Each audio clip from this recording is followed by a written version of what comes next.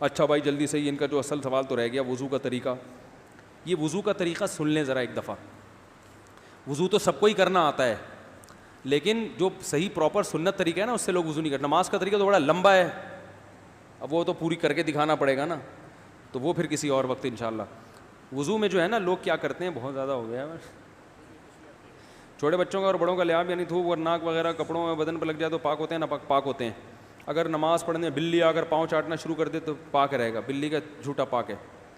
تو کیا ہوا, وضو کا جو طریقہ ہے نا لوگ کیا کرتے ہیں عجیب, نارملی تو سب صحیح کر رہے ہوتے ہیں لیکن جو صحیح سنت طریقہ اس کو فالو نہیں کرتے. طریقہ یہ کہ آپ نے ہاتھ دھونے کے بعد بائیں ہاتھ سے نلکا کھولا, سیدھے ہاتھ میں کیا لیا, پانی لے کے نلکے کو فوراً کیا کر دیا, چلو میں پانی لے کے. لوگ سمجھتے ہیں نلکا کھولنا تو سنت ہے, بند کرنا سنت. ارے بولو نا یار, نہیں ہے. تو کلی تو سیدھے ہاتھ سے کرنی ہے نا, تو الٹے ہاتھ سے آپ کیا کر دیں گے, نلکا بند. کیونکہ نبی صلی اللہ علیہ وسلم جب لوٹے سے پانی نکالتے تھے تو چلو میں پانی لے کے لوٹے کو سیدھا کر دیتے تھے. یہ نہیں کرتے تھے کہ لوٹے سے لوٹا اسی کیفیت میں اور پانی بہتا چلا جا رہا ہے. تو آپ نے نلکے کو لیفٹ ہاتھ سے کھولا اور چلو میں پانی لیا اور فوراً نلکے کو کیا کر دیا, بہت زور سے بھی بند نہ کریں, اس کا واشر خراب ہو جاتا ہے, بس آرام سے بند کر دیا. کیونکہ وہمی ہوں گے نا, وہ یوں کر کے کرتے رہیں گے, نلکے توڑ دیتے ہیں کہ بھئی ایک قطرہ بھی ضائع ہو گیا تو قیامت کے دن کہیں جہنم میں نہ پھینک دیں ہمیں, اس لیے پورے کوئی نمی بھی نہ آئے, تو تھوڑا سا بند کر دیں, ایک آدھ قطرہ ٹپکنے سے کچھ نہیں ہوتا.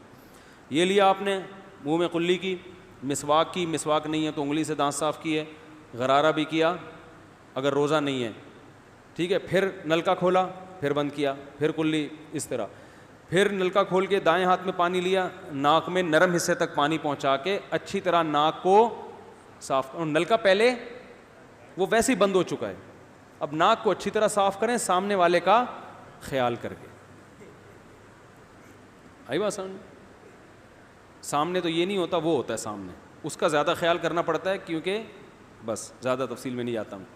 تو چھوٹی انگلی سے اچھی طرح ناک کو صاف کیا, اس کی رطوبتیں نکالی, ٹھیک ہے.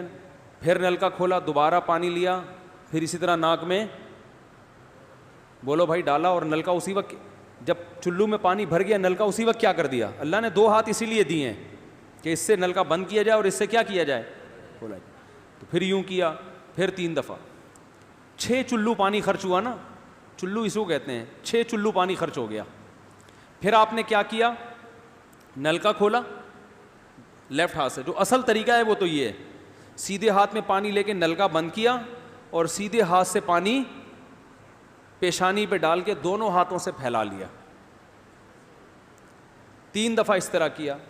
اس پہ عمل نہیں ہوتا تو پھر اتنا کر لو کہ دونوں ہاتھوں پہ کیا لے لو, نلکا کھول کے پانی لے کے پیشانی پہ ڈالو اور فوراً نلکا کیا کر دو, بند کر دو, اور پھر ہاتھوں سے اچھی طرح اس کو ملو. سمجھ میں نہیں آ رہی بات؟ تو یہ عمل کتنی دفعہ کیا, نلکا ہر دفعہ میں بند ہو رہا ہے. ہمارے ہاں جس ٹائم پہ نلکا کھلتا ہے تو جب تک وضو مکمل نہیں ہو جاتا بند ہونے کا نام نہیں لیتا. 3 دفعہ آپ نے منہ اچھی طرح دھو لیا.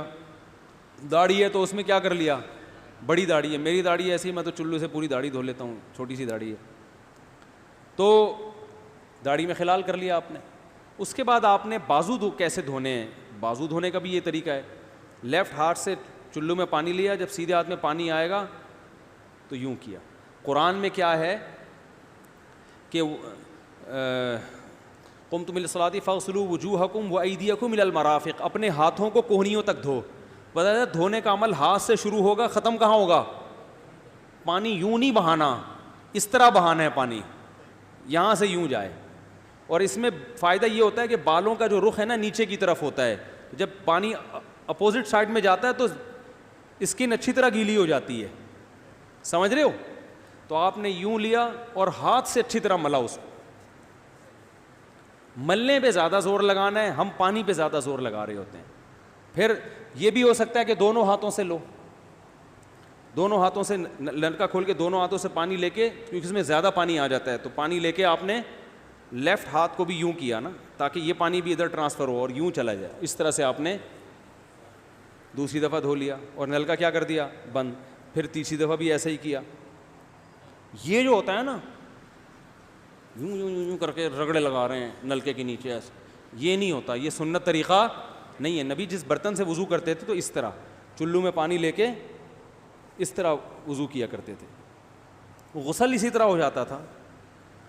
تو اب پھر لیفٹ میں بھی ایسے ہی ہے, لیفٹ میں پانی ڈالا اور سیدھے ہاتھ سے سہارا لے کے کیا کیا, دونوں ہاتھوں کا پانی ادھر آ جائے گا, ایک دفعہ دھل گیا. اچھی طرح مسئلے کونیوں تک پہنچ جاتا ہے اور پریکٹس کے بعد تو بہت اچھا ہو جاتا ہے. اس کے بعد آپ نے کیا کیا, سر کے بالوں کا مسح. سر کے بالوں میں جو یہ ہے یہ طریقہ کچھ بھی نہیں ہے, کہیں بھی ثابت نہیں ہے. سیدھا سیدھا آپ نے ہاتھ گیلے کیے, پیچھے لے گئے. ایک حدیث میں صرف یہاں تک آتا ہے, ایک حدیث میں واپس لانا بھی. تو دونوں طریقے ہیں مسح کے, صرف پیچھے لے جاؤ یا پیچھے لے جا کے پورے سر پہ ایسے ہاتھ پھیر لیا, کیا ہو گیا سر کا مسح. پھر انگلیوں کا, وہ کانوں کا, الاذنان من الراس, حدیث میں آتا ہے کان کس میں سے ہیں, سر میں سے. کیا مطلب, اس کے لیے نیا پانی لینے کی ضرورت نہیں ہے. کان کا مسح کیا اور کانوں کی لو کا مسح کیا. گردن کا مسح بہت اختلاف ہے اس میں, احناف کے ہاں سنت, احناف بھی نہیں کہتے, افضل ہے, بہتر ہے. سنت کے لیے جتنی مضبوط دلیل ہونی چاہیے وہ گردن کے مسح پہ نہیں ہے, اس لیے احناف کا بھی فتویٰ یہی ہے کہ بہتر ہے, کر لو, سنت نہیں, زیادہ زیادہ اس کو مستحب کہا جائے گا. تو گردن کا مسح کر لیں تو بھی ٹھیک ہے, نہیں کریں بولو بھائی ٹھیک ہے. لیکن یہ جو یہاں کا مسح نہیں ہوتا, بعض لوگ پوری گردن کو یوں کر کے لا رہے ہوتے ہیں, ایسا نہیں ہے. تو گردن کا مسح یہ جو یہاں سے کیا جاتا ہے, یہ پچھلے جانب سے ہمارے حضرت اس کے قائل نہیں تھے, وہ کہتے تھے مسح جہاں بھی شریعت میں ملتا ہے یہاں سے ملتا ہے. تو ان کی رائے یہی تھی کہ اگر گردن کا مسح کرنا ہے تو گدی, گردن نہیں گدی کا مسح, وہ یہاں سے کر لے. لیکن یہ کوئی نہ سنت مؤکدہ ہے نہ کوئی زیادہ تاکید ہے اس کی, کوئی کرے ٹھیک ہے, نہیں کرے تو بھی ٹھیک ہے. تو اس کے بعد اس لیے کہ بہت سے لوگ اس کے قائل نہیں ہیں تو ان سے بحث نہ کریں, ٹھیک ہے نا. بہت سے لوگ نہیں کرتے گردن کا مسح, بہت سے علماء فقہا اس کے قائل نہیں ہیں. اس کے بعد آپ نے پاؤں دھونا ہے. تو پاؤں میں بھی یہ کہ قرآن نے کیا کہا کہ الی الکعبین, انگلیوں سے شروع ہوگا اور ٹخنوں تک پانی جائے گا. تو انگلیاں رکھیں نلکے کے نیچے اور لیفٹ ہاتھ سے اس کو اچھی طرح کیا کریں, دھوئیں اور انگلیوں کا خلال بھی کریں. بہت چند سیکنڈ میں ہو جاتا ہے یہ کام. اور پھر نلکا بند کر دیں. پھر دوسرا پاؤں سیدھے ہاتھ سے نلکا کھولا, سیدھا ہاتھ نلکے پہ رکھیں اور الٹے ہاتھ سے پاؤں دھوتے رہیں, جیسے ہی دھل جائے. تو میرا خیال ہے ایک مگا پانی بمشکل استعمال ہوتا ہے, ایک مگا جو ہوتا ہے نا نہانے والا.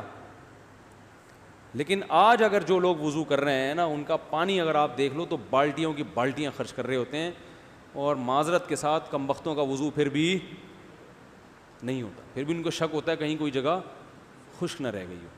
تو وہمی نہ بنے, اس طریقے سے وضو کریں, یہ سنت طریقہ ہے. اور قرآن میں بیان بھی یہی کیا کہ یہاں سے شروع کرو یہاں تک لے کے جاؤ. کافی ہو گیا میرا خیال ہے. اللہ تعالیٰ سمجھنے کی, عمل کرنے کی توفیق عطا فرمائے. وما علیہ